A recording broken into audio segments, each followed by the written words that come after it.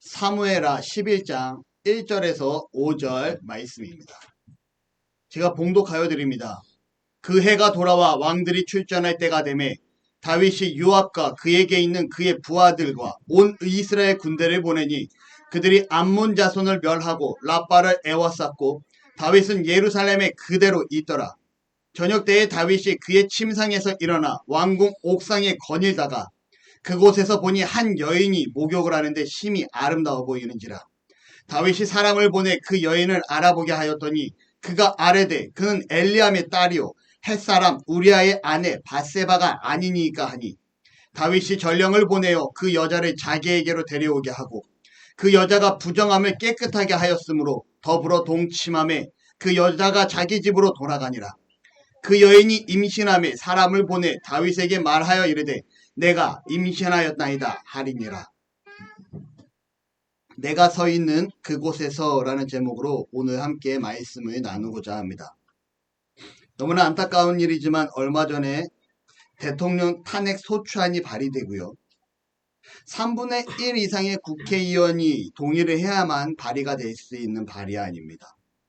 그리고 국회의원의 가반수 이상이 찬성을 해야 이것이 표결이 되는데 결국 표결되어 가결이 되게 됩니다. 그리고 헌법재판소에서는 탄핵 심판으로 헌법재판관 9명 중 6명이 찬성을 해야 탄핵이 진행되지만 이때 8인으로 전원 찬성으로 윤석열 대통령이 탄핵되게 됩니다. 그리고 이 파면으로부터 60일 이내에 대통령 선거가 실시되어야 되고요. 우리나라는 6월 3일 대통령 선거를 다시금 진행되게 됩니다. 한 나라의 대통령이 대통령으로서 자신의 직무를 다하지 않았기에 국민의 심판을 받았다라고 많은 언론 혹은 많은 곳에서 얘기를 하기도 합니다.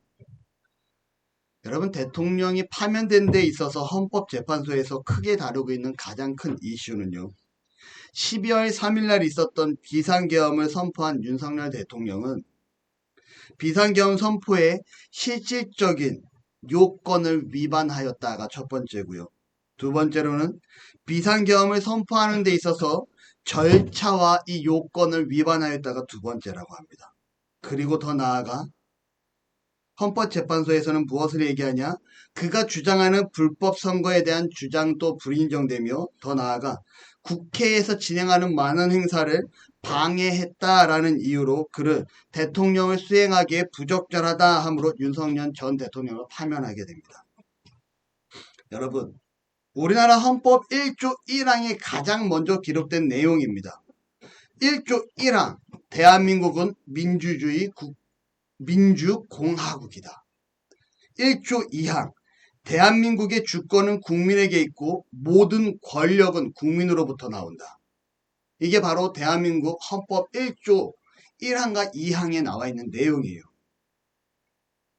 위와 같은 내용을 토대로 말씀해서 볼 때 윤 전 대통령은 그 권력이 자신의 것이 아닌 국민으로 나왔음을 인지해야 됐어야 된다라는 겁니다. 더욱이 나아가 이번 대통령이 파면되는 사건을 통해서 한 나라의 국가의 지도자를 선택하는 데 있어서 얼마나 중요한지 우리는 다시금 한번 깨닫는 역사적인 교훈을 얻을 수 있습니다. 그렇다면 여러분, 이러한 상황 가운데 교회가 해야 할 일은 무엇일까요? 나는 여전히 진보야. 나는 여전히 보수야 라고 말하며 나는 이유 불문하고 빨간 당을 뽑아야 해. 아니야. 나는 이유 불문하고 파란 당을 뽑아야 해. 내가 사는 지역은 파란당 집권 지역이니까 파란당. 내가 사는 지역은 빨간당 집권 구역이니까 난 빨간당. 내가 살아온 시대는 빨간당이었거든. 내가 살아온 시대는 파란당이었거든. 난 진보야, 보수야 라고 얘기하는 것이 아니라 여러분, 정말 냉정하게 정말 한 사람의 국민으로서 누가 이 나라에 도움이 될지, 정말 누가 이 나라에 크게 기여할지 정말 고민하면서 대통령을 투표해야 되지 않을까 생각해 보게 됩니다. 더 나아가 교회의 모습은요. 하나님, 이 나라에 참된 지도자가 다시는 안타까운 과거가 반복되지 아니할 수 있도록 참된 지도자가 서기를 원합니다라고 기도하는 성도들의 자세가 있어야 하지 않을까 한번 생각해보는 요번에 계기가 되지 않을까 생각해보게 됩니다. 여러분, 성도로서 국가를 생각하는 현 시점에서 내가 서 있는 그곳은, 성도로서 서 있는 그곳은 국가와 국가의 지도자를 위해 기도해야 되는 상황임을 기억하시기를 바랍니다. 오늘 말씀에 보면요, 지난주에 다윗이 법궤를 다윗성에 모시게 되는 장면이 기록됩니다. 이로 인해서 그가 아이와 같이 너무 기뻐하고 춤추며 즐거워하는 모습을 우리가 말씀을 통해 보게 됩니다. 그리고 이어진 말씀을 보니까요, 여러분, 다윗이 가는 그 곳곳마다 그 전쟁에서 승전보가 울려 퍼지는 모습을 보게 됩니다. 8장 6절에 보니까요, 다윗이 어디로 가든지 여호와께서 이기게 하시니라. 8장 14절의 말씀에 보니까요, 에돔 사람이 다 다윗의 종이 되니라. 다윗이 어디로 가든지 여호와께서 이기게 하셨더라.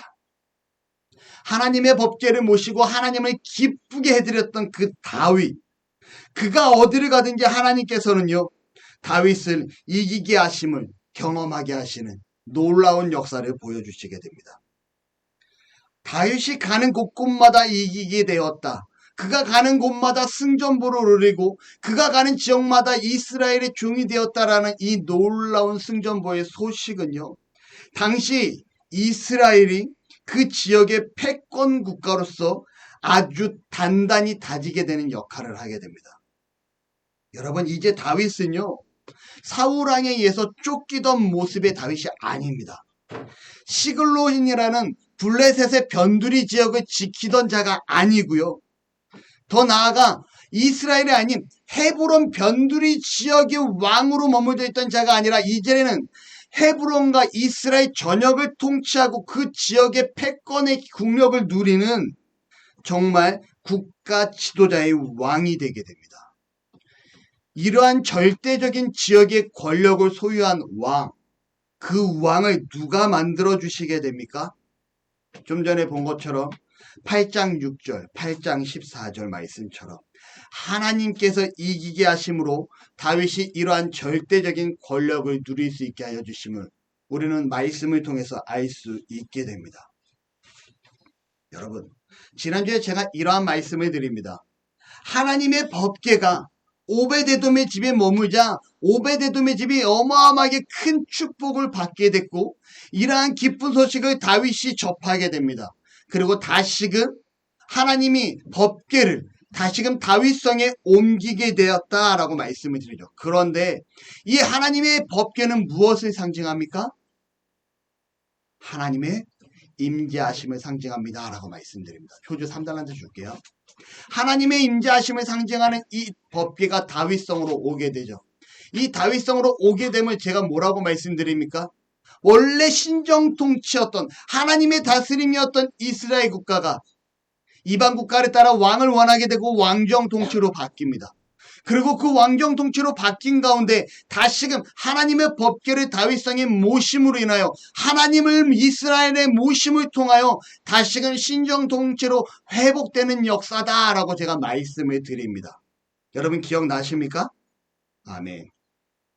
여러분, 그렇다면 다윗은 지금 그 지역의 패권 국가로서 완벽 절정의 권력을 누리고 있지만 실질적인 이스라엘의 진정한 지도자는 누구셨습니까? 하나님이셨다라는 거예요. 다시 말하면 그 하나님을 대리하는 자로 하나님께서는 다윗 왕을 선택하십니다. 그런데 그렇게 하나님 앞에 순종하고 하나님의 뜻을 물으며 하나님 앞에 합당한 자로 나아가던 다윗이요, 오늘 11장 1절 말씀에 보니까 다른 모습을 보여줍니다. 그 해가 돌아와 왕들이 출전할 때가 되매 다윗이 요압과 그에게 있는 그의 부하들과 온 이스라엘 군대를 보내니 그들이 암몬 자손을 멸하고 랍바를 에워쌌고 다윗은 예루살렘에 그대로 있더라. 여러분, 10장의 내용을 보면요, 암몬과 이스라엘의 전쟁이 그려지고 있음을 보게 됩니다. 그리고 한참 전쟁을 하다가 전쟁이 멈추게 돼요. 전쟁의 결과가 하나님께서 이기게 하셨더라라는 이러한 내용의 결과가 나오지 않습니다. 왜냐하면요, 당시 전쟁은 기후의 영향을 많이 받습니다. 왜냐하면 다 인력과 말과 칼과 창으로 싸우는 전쟁이었기 때문에 오늘날과 같은 최첨단 날씨 기후의 영향을 받지 않는 그러한 전쟁이 아니었다라는 거죠. 전쟁 중에 겨울이 오게 되고 비가 많이 오는 시기가 되면 그들은 어떻게 됩니까? 잠정적으로 휴전 상태에 들어갑니다. 진흙탕에서 싸울 수 없고 비가 오는 가운데 전쟁할 수 없기 때문에 그들은 전쟁을 휴전 상태로 들어가게 되죠. 그래서 오늘 말씀이 그 해가 돌아와 왕들이 출전할 때가 되매라는 말씀이 기록됩니다. 다시 말하면 다시금 전쟁이 암몬과 시작되게 됩니다. 여러분, 전쟁이 다시 시작되게 되는 상황에서 좋은 환경에 봄이 오게 되고 좋은 환경이 갖추자 전쟁이 시작되는 데 있어서 다윗은 뭐라고 기록해요? 성경에 왕들이 출전할 때가 되매라고 하잖아요. 왕들이 출전할 때가 되매, 항상 과거의 전쟁에는 왕이 선봉에 서야 되는 상황입니다. 그런데 오늘 다윗은 왕들이 출전할 때가 되었음에도 불구하고 그는 어떻게 합니까? 다윗은 군대 장관 요압과 그의 부하들과 온 이스라엘을 전쟁에 보내고 그는 예루살렘 성에 머물러 있음을 말씀을 통해 보게 됩니다. 기존의 다윗과는 다른 모습이에요. 언제나 전장 선봉에 서서 이스라엘을 이끌어 가던 그 다윗의 모습과는 다르게 그가 직접적으로 전쟁에 나아가지 않습니다. 매번 그가 앞에 나아가 하나님과 함께 하심으로 승전보를 울렸던 그의 모습이 오늘은 다른 자신의 군대 장관과 함께 이스라엘의 백성들을 보내놓고 자신은 예루살렘 성에 머물러 있음을 보여주고 있다는 거죠. 다윗은 지금 어떠한 상황입니까? 어떠한 국가도 견딜 수 없는 권력 중심의 그러한 국가의 왕으로 패권 국가의 최고 정점의 권력을 누리고 있는 왕으로 있음을 우리가 보게 됩니다. 그가 기억해야 할 것은 무엇입니까? 자신에게 주어진 이 권력이 하나님께서 주신 것임을 기억해야 됐다라는 겁니다. 그런데 오늘 다윗은요, 이 권력의 주인이 하나님이심임을 잊고 있다라는 거예요. 그리고 11장 2절의 말씀을 보자 그가 전쟁 중인 가운데 어떻게 합니까? 한가로이 왕궁 옥상을 거닐고 있음을 말씀을 통해 봅니다. 왜 왕궁 옥상이라는 표현이 써 있을까요? 성경의 저자는요, 왕궁의 옥상, 그 예루살렘에서 가장 높은 가장 높은 왕궁, 가장 높은 그 건물의 최정점에 있는 옥상을 거니고 있다는 건 다윗이 그만큼 권력자임을 말씀을 통해서 드러나고 있습니다. 그리고 그 왕궁 옥상을 거니는 다윗은요, 어느 누구도 반기를 들 수 없고 어느 누구도 그를 향해 힐난할 수 없는 그러한 권력자였다라는 겁니다. 문제는 그러한 다윗이 전쟁 중에 한가로이 왕궁 옥상을 거닐 때 목욕을 하고 있는 한 여인을 보게 되고요. 그 여인은 자신의 30인 장수 중 하나였던 우리아의 아내임을 알게 됩니다. 자신의 부하의 아내임을 알고 있었음에도 불구하고 다윗은 어떻게 하게 됩니까? 그 여성의 아름다움에 반해 그 여성을 불러 자신과 동침하게 됩니다. 당시 사회적 기준으로 볼 때 이만한 권력을 소유한 왕이 여성과 더불어 동침했다라는 것은 비난의 대상이 되지 않습니다. 하지만 중요한 것은요, 여러분, 다윗이 누구의 사람이었다라는 겁니까? 그렇죠. 다윗은 하나님의 사람이었다라는 겁니다. 세상 왕들의 기준을 따라갈 것이 아니라 하나님의 기준으로 살아가야 하는 자였다는 것을 여러분 우리는 말씀을 통해 다시금 상기해야 된다는 거죠. 그럼에도 하나님의 사람이었음에도 불구하고 이 권력을 하나님이 주셨음에도 불구하고 그는 일반 왕들과 별반 다르지 아니하게 그 여인을 데려오게 하는 데 있어, 그리고 그 여인과 동참하는 데 있어 조금도 불편함을 느끼지 아니합니다. 문제가 발생됩니다. 어떠한 문제입니까? 우리아의 아내가 아이를 갖게 되었다는 소식을 듣게 됩니다. 이 소식을 듣기 위해 다윗은 전쟁 중에 있는 우리아 장군을 불러오게 되고요. 그가 집에 들어가 쉴 것을 명하게 됩니다. 우리아 장군이 집에 들어가 쉴 것이라 생각하고 수많은 만찬과 함께 우리아에게 딸려 보내게 되죠. 하지만 우리아 장군은 집에 들어가지 아니하고 그 왕궁 문 앞에서 그의 군사들과 함께 하룻밤을 지새게 됩니다. 이 사실을 한 다윗은 왜 밧세바와 함께 그날 밤을 보내지 아니했나라는 의문을 품은 채 오늘도 이곳에 머무르라 하며 우리아 장군에게 좋은 식사와 좋은 술과 만찬을 대접하죠. 그가 맛있는 음식과 맛있는 술과 함께 즐거움을 누리다 보면 그의 집으로 들어가 그 아내와 동침하지 않을까라는 생각을 하게 됩니다. 문제는요, 여전히 우리아 장군은 그 아내에게 가지 아니하고 부하들과 함께하는 모습을 보여주게 됩니다. 우리아가 집에 가서 우리아의 아내와 동침하게 하겠다는 다윗의 계획이 실패하자 다윗은 군대 장관이었던 요압에게 편지를 씁니다. 우리아를 전쟁 선봉에 서게 하고 나머지는 뒤로 빠지라는 명령을 내리게 되죠. 그리고 결과적으로 어떻게 됩니까? 우리아는 전쟁에서 싸우게 되고 그 선봉에서 싸우다 죽음을 당하게 됩니다. 전사를 하게 되죠. 오늘 말씀을 볼 때 여러분 다윗은 지금 무엇을 하고 있습니까? 자신의 잘못을 덮기 위해 인간적인 계획을 세우고 그 계획이 실패하자 결과적으로 우리아를 죽이고자 하는 우리아를 살인하는 모습을 보게 됩니다. 이러한 다윗의 모습에서 우리가 유심히 보아야 할 말씀이 있어요. 우리아 장군이 집에 가지 아니한 이유를 변명하는 부분입니다. 11장 11절입니다. 저와 여러분이 함께 읽도록 합니다. 시작. 우리아가 다윗에게 아뢰되 언약궤와 이스라엘과 유대가 야영 중에 있고 내 주 요압과 내 왕의 부하들이 바깥들에 진치고 있거늘 내가 어찌 내 집으로 가서 먹고 마시고 내 처와 같이 자리이까? 내가 이 일을 행하지 아니하기로 왕의 살아계심과 왕의 혼의 살아계심을 두고 맹세하나이다 하니라. 여러분, 말씀 초반에 보니까요. 지금 언약궤가 어디에 있다고 합니까? 언약궤와 이스라엘과 유다가 야영 중에 있고 지금 하나님의 임재하심, 하나님의 함께하심의 상징인 이 언약궤가 지금 어디에 있어요?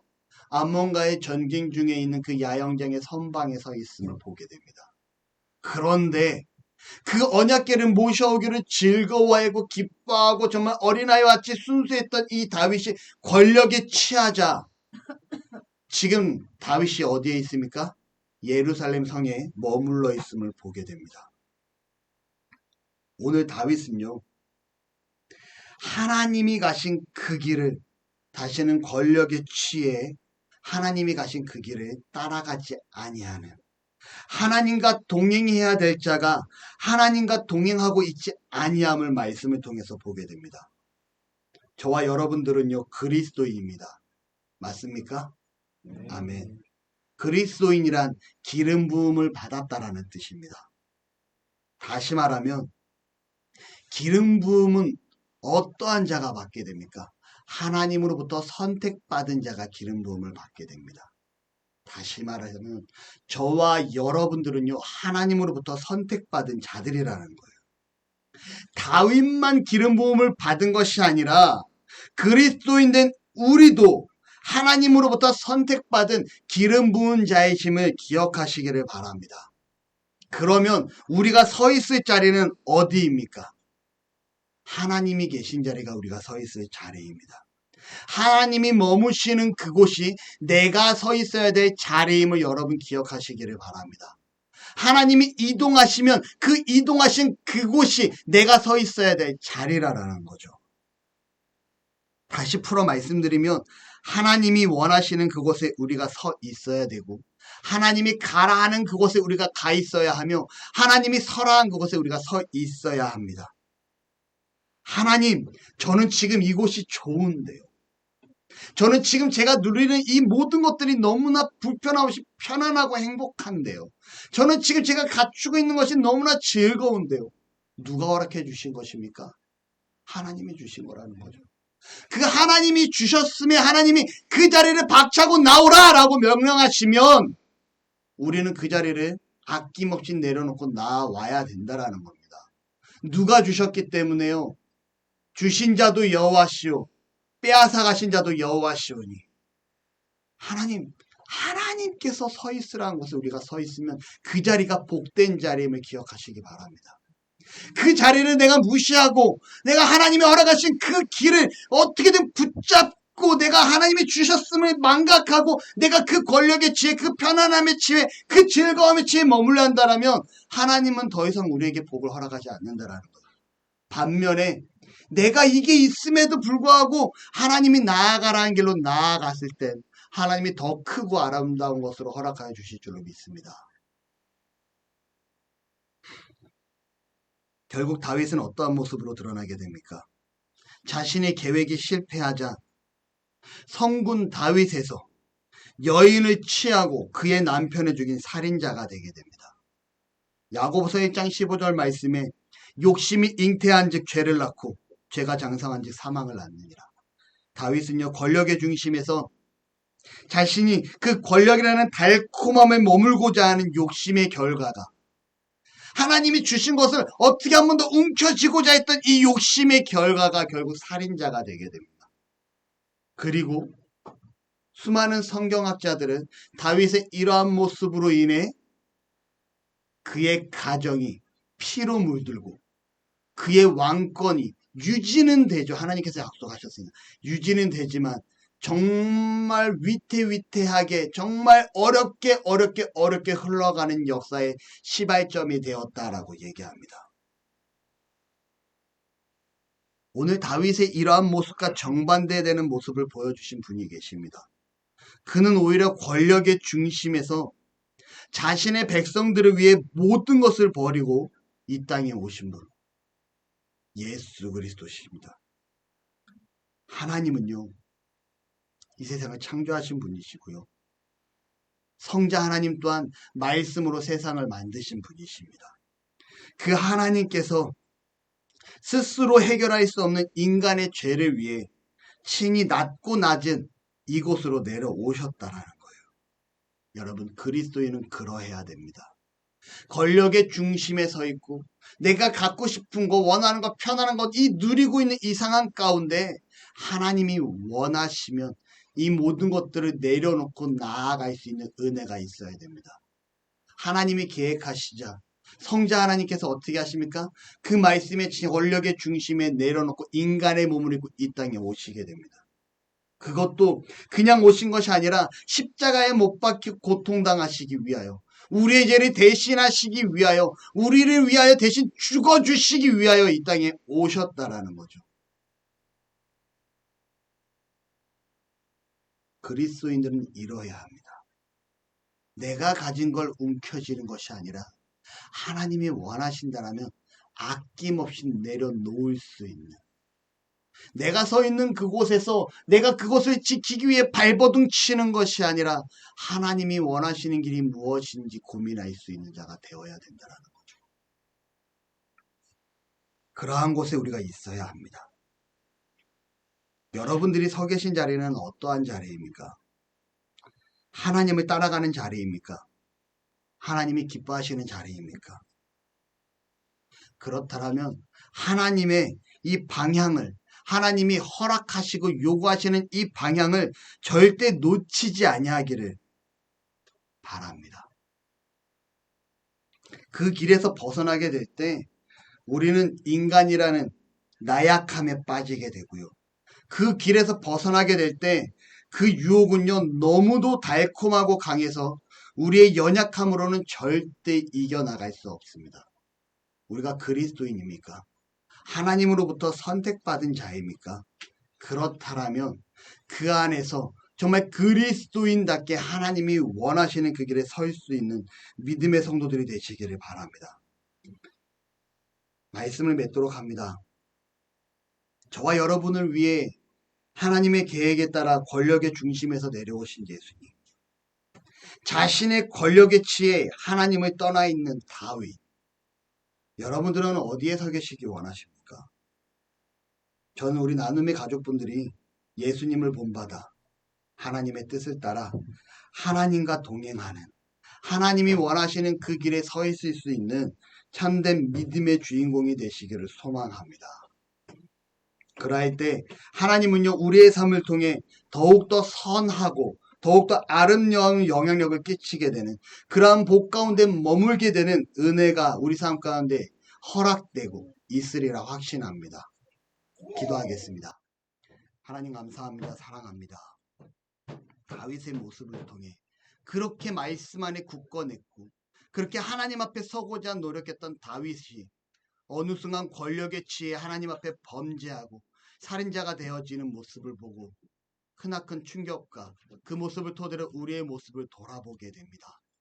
하나님이 계신 곳이 내가 있을 곳이고 하나님이 가라 하신 곳이 내가 있을 곳이며 하나님이 서 있으라는 곳이 내가 있을 곳임을 이 시간 고백하오니 주님 말씀에 따라 우리가 이 땅을 살아나아가는 믿음의 성도 되어지도록 하나님 도우시고 함께하여 주옵소서.